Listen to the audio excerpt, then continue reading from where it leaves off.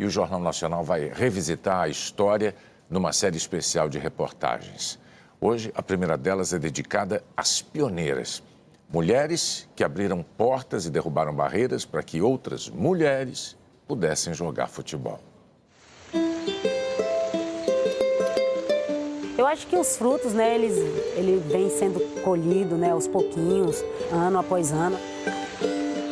A quantidade de competições que a gente tem hoje no Brasil, o Campeonato Brasileiro extremamente equilibrado. Muitas atletas que passaram pela seleção, que lutaram por melhorias. Se você parar para pensar no que o futebol feminino está sendo hoje, na grandeza que está se tornando, elas fazem parte disso. A gente está colhendo hoje essa grandeza que elas plantaram. Foram mulheres como a Marisa que abriram os caminhos. Nosso nome era trabalho, a gente queria chegar aonde chegamos. Para mim, chegar nessa camisinha aqui foi muito sacrifício. Mais que sacrifício, essas atletas venceram uma proibição. O país do futebol, para elas, demorou a existir.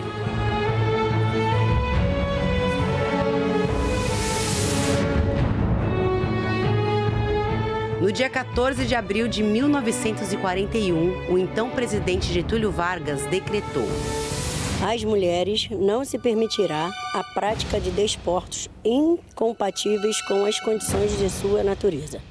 Decreto-Lei número 3.199, artigo 54. Para a sociedade, na época, jogar futebol era incompatível à natureza feminina. As manchetes dos jornais reforçavam o veto, que se manteve por quase 40 anos. Só em 1979, quando o futebol brasileiro masculino já havia conquistado 3 Copas do Mundo, é que o decreto caiu. 4 anos depois, o futebol feminino foi oficialmente regulamentado no país. A gente pegou todo tipo de preconceito, que mulher não podia jogar bola, que mulher não tinha nada a ver, que mulher tinha que lavar louça, lavar roupa.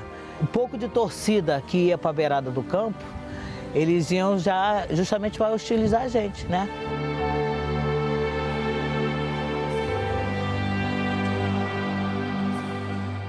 Nos anos 80, o Rio de Janeiro se tornou o centro do futebol feminino. O Radar, equipe com melhor estrutura do país, formou a base da seleção brasileira, que fez uma partida oficial só em 1988. A primeira capitã da seleção saiu daqui, do Campo do Bangu. A maioria dos clubes que eu passei, eu era capitã, mas pela experiência que eu tinha, pela orientação que eu dava às atletas dentro do campo. Zagueira baixinha, com postura de líder. Era disciplina e respeito. Então eu orientava, eu gritava, eu falava, né? Então ali foi o que me fez uma escolhida para ser capitã dentro dos clubes onde eu passei da seleção brasileira. No lugar em que ela usava a braçadeira de capitã, deixou marcada a lembrança dos primeiros Jogos Olímpicos em que as mulheres puderam jogar futebol. Atlanta, Estados Unidos, 1996. Marisa disputou as Olimpíadas junto com Roseli Belo. O toque para Roseli, faz, Roseli chuta, bateu na rede pelo lado de fora.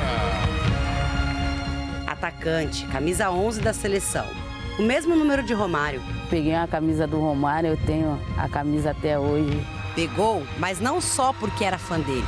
Na maioria dos jogos que disputavam, as mulheres da seleção não tinham um uniforme próprio. Então, usavam emprestado da equipe masculina.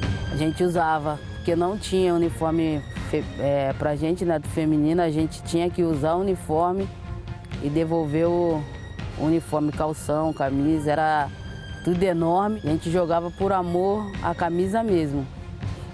Só amor. Só amor, porque a gente não tinha nada, não tinha apoio, nada. Mesmo com pouca estrutura, chegaram a disputar o bronze contra a Noruega, mas perderam. Valeu, Brasil feminino, valeu, o futuro promete. Foi muito emocionante a gente estar viajando todo mundo junto, cada um do seu estado, viu que aquele sacrifício valeu a pena.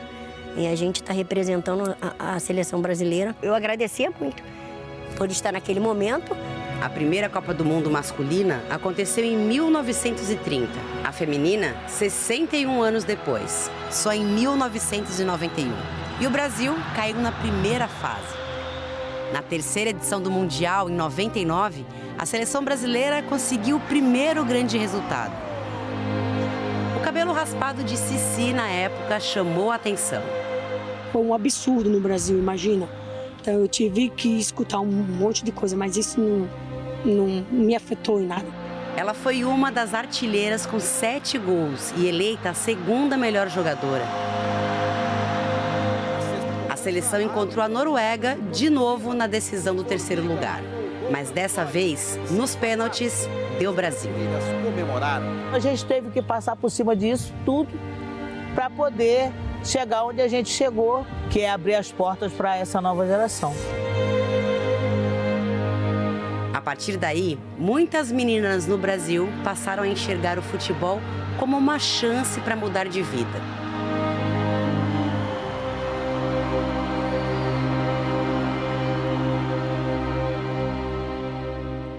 Aline Pellegrino, hoje gerente de competições da CBF. Ainda era bem jovem quando teve o privilégio de jogar com as pioneiras do esporte no país. Eu sou muito honrada da carreira que eu consegui construir aí e agradeço todas elas. Eu falo que tudo que a gente é hoje é por conta dessas jogadoras, dessas pioneiras. A gente deve muito a elas hoje e sempre. Foram 16 anos de caminhada da seleção feminina até 2004. A renovação de atletas e no comando da equipe levou as brasileiras aos resultados mais expressivos até hoje. Quando chega a comissão técnica do René Simões, né, que a gente se vê ali desafiadas a nos tornarmos atletas profissionais e não mais jogadoras de futebol. Eu tive a oportunidade de fazer parte até então aí da geração mais vitoriosa do futebol feminino brasileiro com essas grandes atletas. Dos campinhos modestos ao Maracanã lotado. O auge da seleção brasileira feminina de futebol é o que vamos mostrar na reportagem de amanhã, aqui no Jornal Nacional.